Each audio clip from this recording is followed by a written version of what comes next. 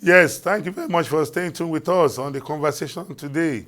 My name still remains Nesine Kujumi, and I still have with me in the studio Peter Clever Para. Peter, thank you for staying with us on the conversation. That's a pleasure. I'm sure we're having a good conversation Oh, today. yeah, well, good. Yes. On this stanza of the program, I want to look at the latest policy statement from the Lagos State government concerning the ban on single-use plastic. Just during the week, information filtered that the Lagos State government has banned the use of the use of single-use plastic within the state, and this issue has continued to generate reactions from Nigerians and most especially Lagosians who have become used to these plastics. You recollect that a lot of beverages are now consumed in plastic, even including alcohol. And if this ban is coming into place, some persons have come out to say, we understand the economic implication, but what about the security implication?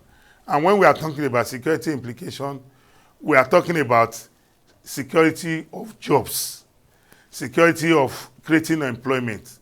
Because for me, as a Lagosian, when this news came into the public space, the question I asked, did the government do enough consultation? And if enough consultation had been done, even as a layman who is not into that business, but who is a consumer, we recognize the harmful effects of these plastics on the environment. We recognize the emission, they create in polluting the environment as well. But you look at a line of business in which thousands, if not millions of our people, are benefiting from on a smaller scale, in batches. And for me, I'm like, is there no other alternative that will put us all at peace in the long run? If we ban these plastics now, what alternatives will we use? Most especially, you recollect that a lot of us, we're always on the road, we consume our water. Are we saying we are going back to the bottle era? Is it economically and environmental friendly? Are we saying that beverages, we have a lot of beverage companies scattered all over the federation. Are we saying that these businesses should relocate their business out of Lagos and go to neighboring states where this ban is not in? Because this ban has been put in place by subnational. Other states can take advantage of it. And we all know the inconvenience a lot of Lagosians will go through. So for me, I'm lost in between. I'm trying to get more, experts' opinion in order to be well informed. Because like I said earlier on, I'm asking, what is the alternative? Couldn't we have had a discussion and say, okay, come 2026, these things will no longer be in place. This is the alternatives we are putting in place. The businesses or interest in this industry, you have to, graduate from this level of plastic to the new level we are going to, so that we take time, to adjust, to put in place machinery, because a lot of these plastics, the infrastructure to produce them were imported. Some of the businesses, some of these infrastructures were sourced with loans, of which maybe some of them are still paying the interest on those loans as well as the principal itself. So I'm lost, Peter. Maybe you can help me. Well, I'm not an expert like you. So like you are not an expert. So we are talking as laymen and As the man on the bus stop. residents of Lagos, But, well, let me say I sympathize with the Lagos State government as with other states or cities in Nigeria, where the issue of waste management has become a problem. And I think plastics contribute immensely to the volume of waste we generate here. The huge population of Lagos And, you know, it's really an issue. But then, in a situation like this, the government and its agencies need to think out of the box on how to deal with these issues, including sensitization and enlightenment, how to manage waste, how to dispose waste, so as not to use it to constitute the hazard, which I believe the Lagos state government is trying to walk away from in coming up with this. Then I haven't come out with this. Is it well thought out? I don't think it is well thought out, because first, you and I don't even know what the alternative will be. Now, if you ban plastic, that's packaging of water, minerals, beverages, and all that, what is the alternative? Is it the bottle?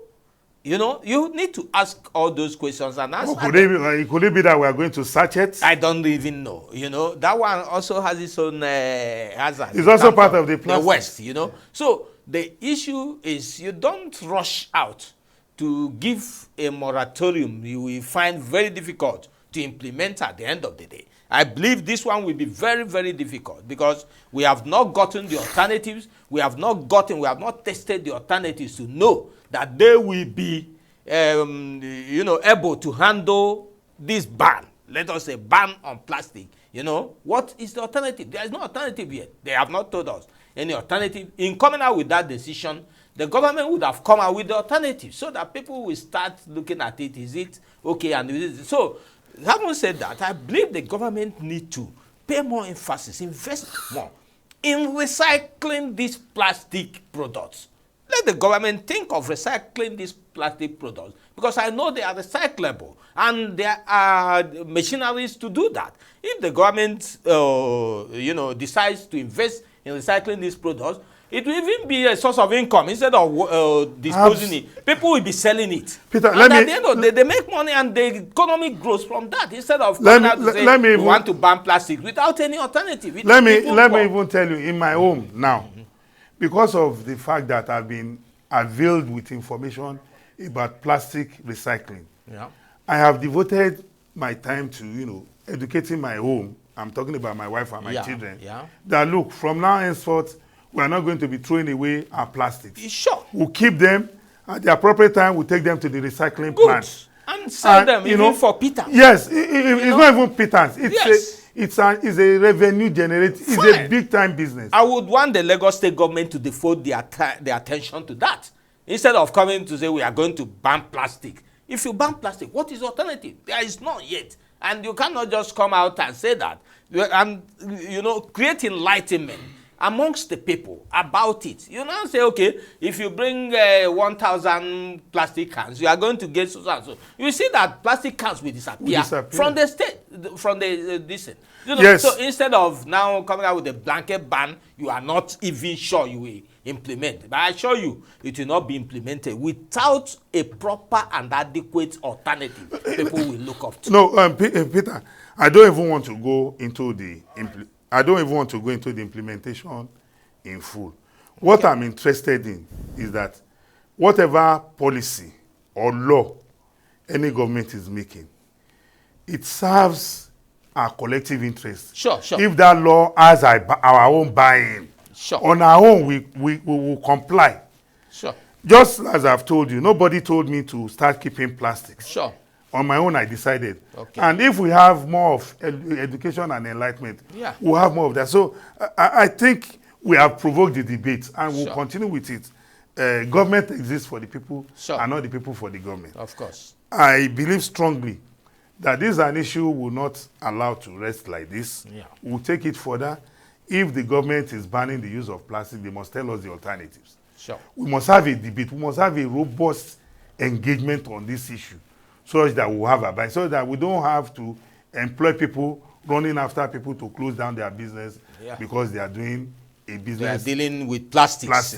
So I think that is where we want to call it a day on the program today. The ban on plastics, on single-use plastic by the Lagos State government, is one that requires more engagement between the government and the people. It's not only about the manufacturers, the businesses in it.